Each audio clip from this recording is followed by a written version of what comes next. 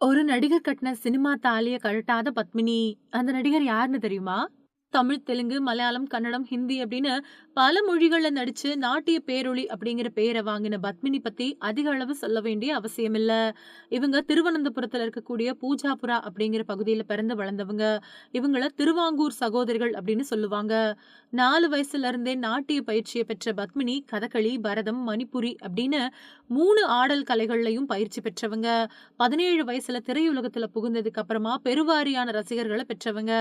தென்னிந்திய மொழிகள்ல முன்னணி நடிகையா திகழ்ந்த நடிகை பத்மினி நடனம் ஆடி முதல் முதலா வெளிவந்த படம் கன்னிகா அப்படிங்கிற படம்.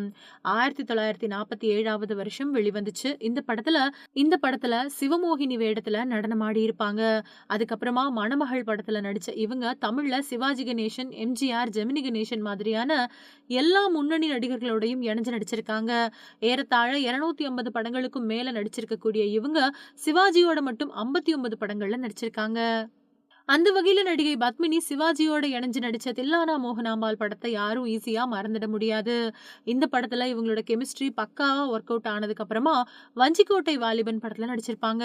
இந்த படத்துல பத்மினிக்கும் வைஜந்தி மாலாவுக்கும் நடக்கக்கூடிய நடன போட்டி ரசிகர்களோட மத்தியில வெகுவா ரசிக்கப்பட்டுச்சு அப்படின்னே சொல்லலாம். திரையுலகத்துல பீக்ல இருந்த சமயத்திலேயே நடிகை பத்மினி டாக்டர் ராமச்சந்திரன் அப்படிங்கிறவரை 1961வது வருஷம் கல்யாணம் பண்ணிக்கிட்டதுக்கு அப்புறமா 1977ல அமெரிக்காவுல இருக்கக்கூடிய நியூ ஜெர்சியில குடியேறி அங்க Padmini school of fine arts அப்படிங்கிற பேர்ல டான்ஸ் பள்ளிய நிறுவுனாங்க. இந்த நிலையில சிவாஜி கணேசனுக்கு உண்மையான கல்யாணம் நடக்க இருந்த சமயத்துல ஷூட்டிங்ல இருந்த சிவாஜி கணேசன் நடிகை பத்மினியோட இணைஞ்சு நடிச்ச காட்சியில அவங்களுக்கு ரியல் தாலி கட்ட சுவாமி மலைக்கு போக வேண்டி இருந்ததா குட்டி பத்மினி சமீபத்திய பேட்டியில சொல்லியிருக்காங்க. இந்த நிலையில நடிகை பத்மினி சிவாஜி கணேசன் கட்டின தாலிய ஷாலினி அலைப்பாயுதே படத்துல எப்படி மறைச்சு வச்சிருந்தாங்களோ அது மாதிரி யாருக்கும் தெரியாம மறைச்சு வச்சிருந்ததா சொல்லியிருக்காங்க. பத்மினியோட சகோதரி ராகினி இத கண்டுபிடிச்சு தன்னோட அம்மா கிட்ட போட்டு கொடுத்துட்டாங்க. அதுக்கப்புறமா இவங்க அம்மா பத்மினி கிட்ட சண்டை போட்டு அந்த தாழிய கழட்டி வச்சுட்டாங்க. சினிமா வேற வாழ்க்கை வேறு அப்படின்னு சொன்னதோட மட்டும் இல்லாம சிவாஜி கணேசன் கட்டின சினிமா தாலிய கழட்டாத பத்மினிக்கு புரியும்படி எல்லாத்தையும் எடுத்து சொல்லி கழட்ட வச்சிருக்காங்க. அம்மாவோட பேச்சுக்களை கேட்டு பயந்து போன அவங்க அந்த தாலிய கழட்டிட்டாங்க அப்படின்னு சொன்ன விஷயமானது இப்போ இணையத்துல வைரலா பரவிட்டு வர்றதோட மட்டும் இல்லாம பத்மினிக்கு சிவாஜி மேல இவ்வளவு ஈடுபாடு இருந்ததா அப்படின்னும் கேட்க வச்சுச்சு. தமிழ் திரைப்படத்துல அதிக அளவு நடிச்சிருக்கக்கூடிய நடிகை ரேவதி 1966வது வருஷம் கேரளாவில் இருக்கக்கூடிய கொச்சியில பிறந்தவங்க. இவங்க தமிழ், தெலுங்கு, மலையாளம், ஹிந்தி அப்படின்னு பல மொழிகளை நடிச்சு சில திரைப்படங்களை இயக்கியும் இருக்காங்க.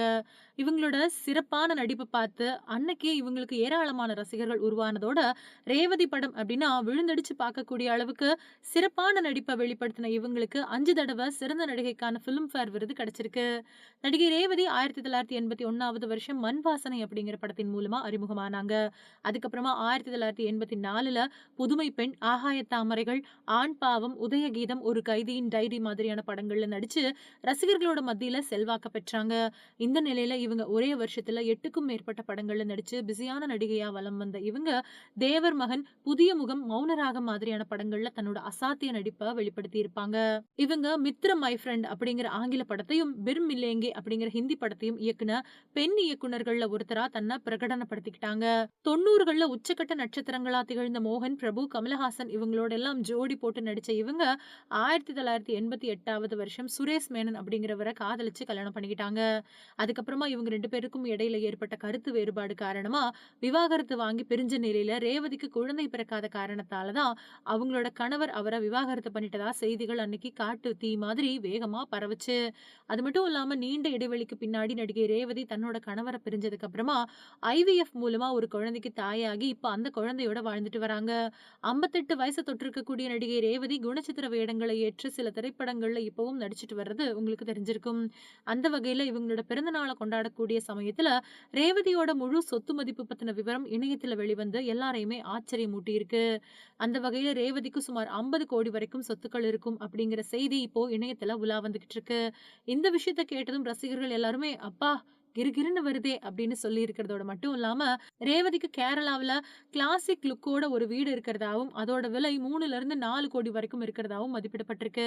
அது மட்டும் இல்லாம சென்னையில இருக்கக்கூடிய ஹைடெக் வீட்டோட விலை 5 கோடி இருக்குமாம். 2 ஆடம்பர கார்களையும் இவங்க வச்சிருக்கிறதா இணையத்தில வைரலா செய்திகள் வெளிவந்துகிட்டு இருக்கு.